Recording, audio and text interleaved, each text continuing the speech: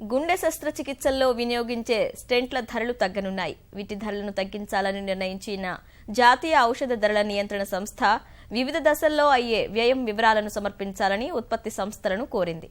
ఈ నెల 20 నుంచి క్షేత్రస్థాయి విచారణ జరపనున్న రాజ్యసభ కమిటీ 24న హైదరాబాద్ రానుంది. స్టెంట్ల ధరలను నియంత్రించాలని రాజ్యసభ కమిటీలను కోరాలని నిర్ణయించిన రాష్ట్ర ప్రభుత్వం పలు సూచనలను ఇవ్వనుంది.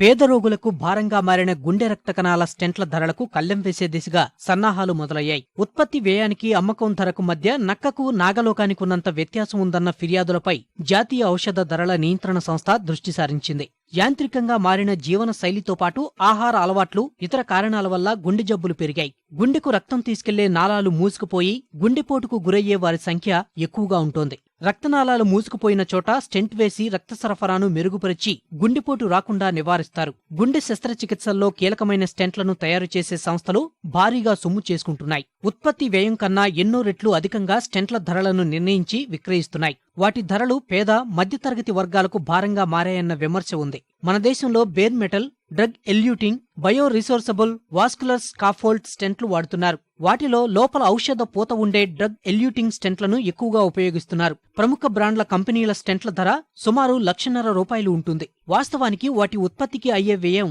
30,000 నుంచి 40,000 మధ్య ఉంటుంది. అవే స్టెంట్లను దేశీయ సంస్థలు 15,000 నుంచి 40,000కే విక్రయిస్తున్నాయి. సమస్య తీవ్రతను గుర్తించిన జాతీయ ఔషధ ధరల నియంత్రణ సంస్థ స్టెంట్ల ధరలను నియంత్రించేందుకు సిద్ధమైంది. ఈ విషయమై ఉత్పత్తి సంస్థలతో సంబంధిత అధికారులు సమావేశమై చర్చించారు. ఉత్పత్తి, పంపిణీ వ్యయం, ఆస్పత్రులకు ప్రభుత్వ పథకాలకు ఇస్తున్న ధరలు తదితర వివరాలు ఈ నెల 14లోపు సమర్పించాలని కోరారు. క్షేత్రస్థాయి పరిశీలనకు రాజ్యసభ కమిటీ రంగంలోకి దిగింది. ఎంపీ ప్రభాత్ షా నేతృత్వంలోని 10 మంది సభ్యుల బృందం ఈ నెల 20 నుంచి భోపాల్, ముంబై, హైదరాబాద్ తదితర నగరాల్లో పర్యటించనుంది. ఈ నెల 24న హైదరాబాద్ రానున్న ఎంపీల బృందాన్ని స్టెంట్ల ధరలు తగ్గించాలని రాష్ట్ర ప్రభుత్వం కోరనుంది.